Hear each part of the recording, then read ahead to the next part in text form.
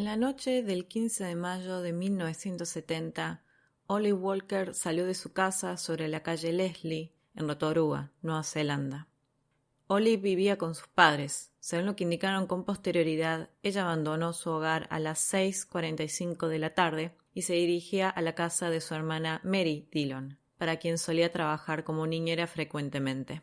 La distancia aproximada entre la casa de Olive y la de su hermana era de 20 cuadras.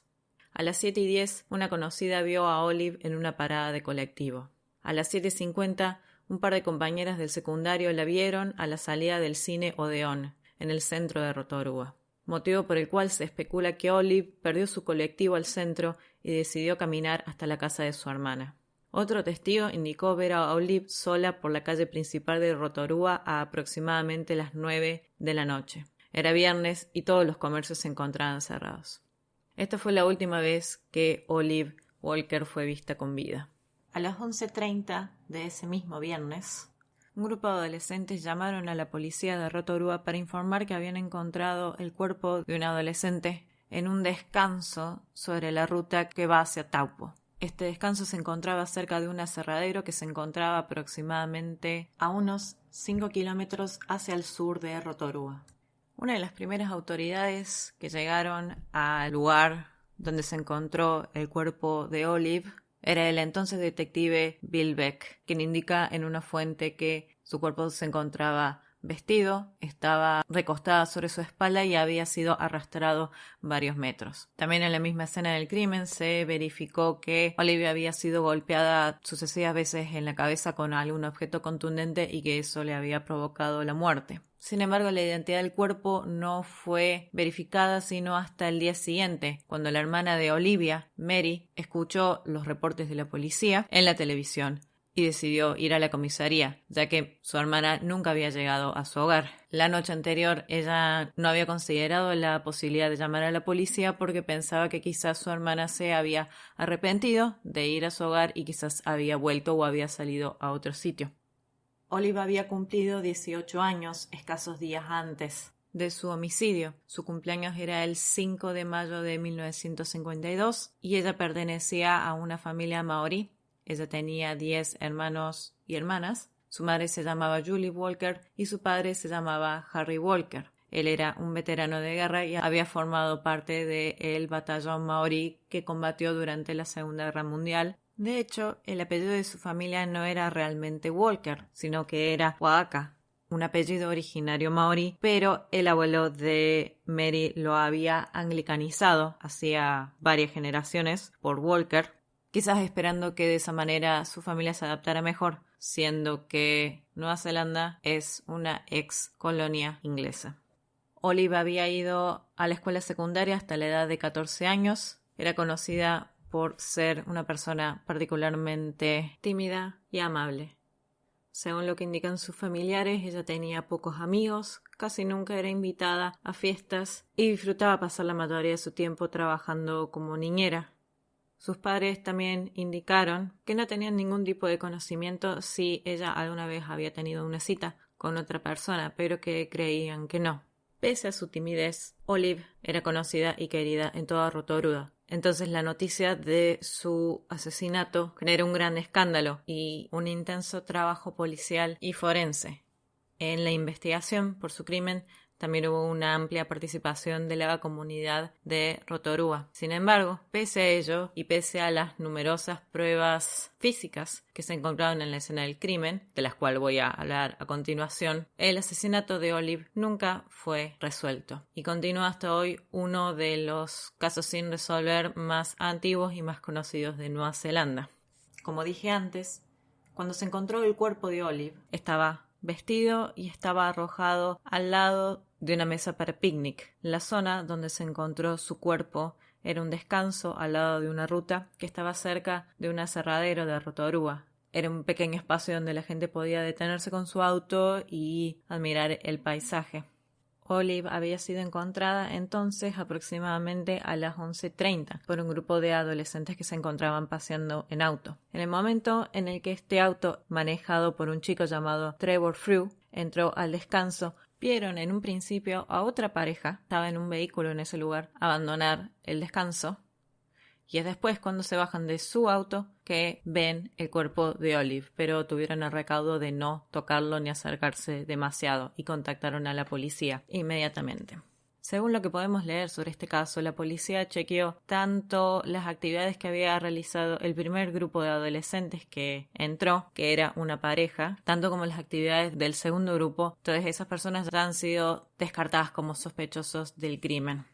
Lo curioso es que la segunda pareja que ya se encontraba en el lugar, quienes testificaron que no vieron el cuerpo de Olive, era un chico llamado Bennett y su novia, quienes le indicaron a la policía que habían llegado al descanso a aproximadamente las 10:55 de la noche. La posibilidad de que no hayan visto el cuerpo de Olive es entendible en la medida en que no había ningún tipo de luz eléctrica en el descanso y se encontraban en medio de la noche, además que es un campo bastante extenso.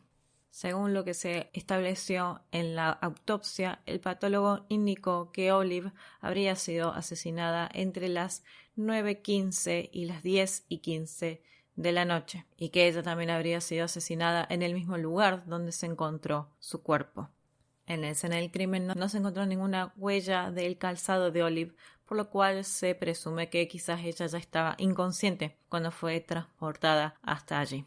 La evidencia física que se encontró en el lugar es la siguiente. Se encontraron 11 huellas de una bota marca Kiwi Flex, que es básicamente una marca de ropa de oficio que se utiliza mucho para lo que es trabajo en construcción y trabajos en aserraderos y que es muy común.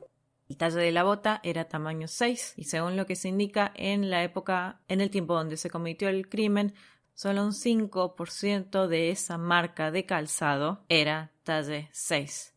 Además, que según lo que un experto había dilucidado a partir de las huellas, se supone que el sospechoso tenía una deformidad o un defecto en una de sus caderas y que esto sería un rasgo estadísticamente más común entre maoríes o personas de las islas del Pacífico.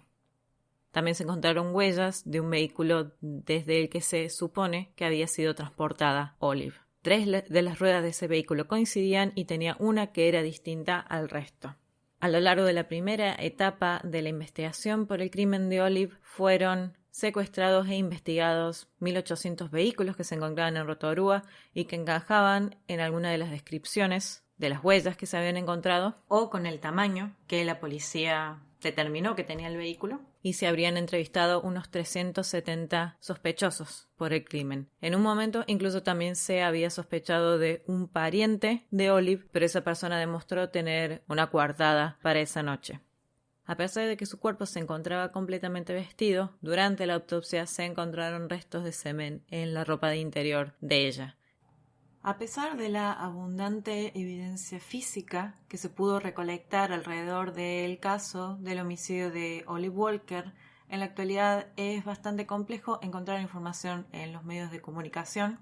Las noticias que hemos encontrado son de los últimos 15 años y son menos de 10 artículos. Aparte de eso, su caso ha sido tratado en un capítulo en un libro que data de la década de los 80, que se llama By a Person o Persons Unknown, que fue escrito por el periodista y abogado George Joseph, que tiene otras obras relacionadas a casos de crímenes en Nueva Zelanda. En 2006, el caso de Olive Walker fue llevado a la televisión en una serie denominada Sensing Murder, en la cual un grupo de psíquicos son contactados por la policía de distintos países, pero en este caso, por supuesto, era la edición de Nueva Zelanda, para ver si podían colaborar de alguna manera para resolver casos que todavía estaban abiertos. En esta ocasión, mucha de la información que nosotros recabamos para hacer este episodio fue extraída de ese mismo programa, pero porque se cuentan con los testimonios de los detectives principales que trabajaron y que siguen trabajando en el caso de Olive, además del testimonio de su familia.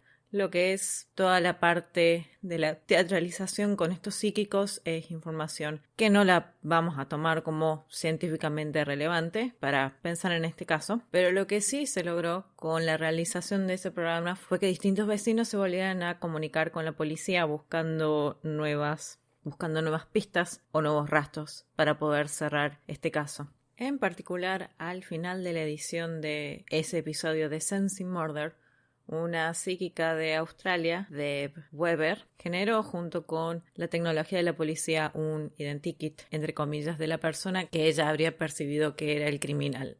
Este identikit fue publicado también en la serie y también fue replicado en los medios, y posteriormente a la policía de Rotorua le llegaron abundantes llamadas de distintas personas diciendo que conocían a este hombre del identikit.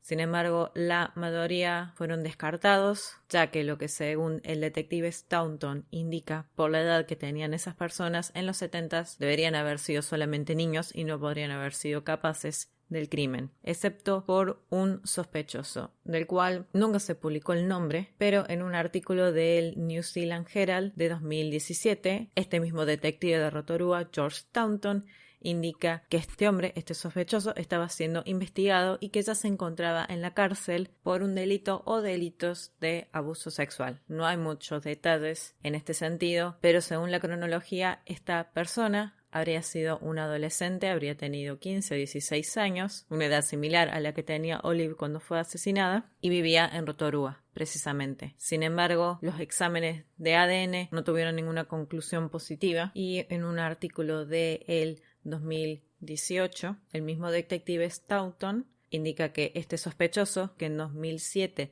estaba en cárcel, para 2018 ya había sido liberado y se encontraba viviendo una vez más en la ciudad de Rotorua. Sin embargo, según lo que se indica en el artículo cuando se lo entrevista al detective Staunton, indicó que la policía todavía no tenía planes de entrevistar a este sospechoso, sin tener otras pruebas que lo conecten con ese homicidio. En este sentido, ese fue el último artículo que encontramos donde se menciona a esta persona como un posible involucrado en el caso. En un artículo del diario New Zealand Herald del año 2012 encontramos más información acerca de los detectives que estaban a cargo del caso de Walker en 1970. Uno de esos detectives era Jack Collins, quien, después de haber participado de la investigación durante ese año, fue despedido y trasladado a Wellington por su superior, el comisionado Bob Walton. Según lo que pudimos leer en este artículo, un periodista llamado Chris Perth entrevistó al otrora detective Jack Collins, y Collins le indicó que él había sido desplazado de la policía de Rotorua porque el comisionado Bob Walton trató de convencerlo de investigar e inculpar a un pariente de Olive durante la investigación del crimen. Esto es muy relevante, ya que en ese entonces había 5 crímenes sin resolver en la totalidad de Nueva Zelanda, uno de los cuales era el de Olive Walker, pero el otro, y que todavía sigue siendo un crimen sin resolver, es el de la pareja Harvey y Janet Crew, quienes fueron encontrados asesinados en su hogar en junio de 1970. Por su crimen fue encarcelado y posteriormente liberado un hombre llamado Arthur Alan Thomas, quien debió pasar aproximadamente 15 años en cárcel. Por una investigación que se hizo a posterioridad y por pedidos de Arthur Allan, se descubrió que la policía neozelandesa había implantado pruebas para poder vincularlo al crimen de esta pareja. Si bien el crimen de los Crew fue posterior al crimen de Olive Walker, toda la cúpula de la policía de Nueva Zelanda estaba bajo mucha presión de conseguir algún arresto por esta cantidad de crímenes sin resolver. La policía neozelandesa también en un momento analizó la posibilidad de pensar el crimen de Walker como un caso de un asesino en serie, teniendo en cuenta otros asesinatos de mujeres que sucedieron por la misma época, en particular el crimen de Mona Wales, quien también tenía 18 años y que desapareció en mayo de 1975 mientras estaba haciendo dedo en una ruta en Hastings, en el norte de Nueva Zelanda, pero esa investigación tampoco dio ningún fruto. Según lo que indica el autor George Joseph en su libro, para finales de 1970, la policía de Rotorua había interrogado a aproximadamente 700 habitantes y ya habían incautado e inspeccionado unos 1.800 vehículos. E incluso se ofreció una recompensa de $3.000 para cualquier persona que pudiera brindar algún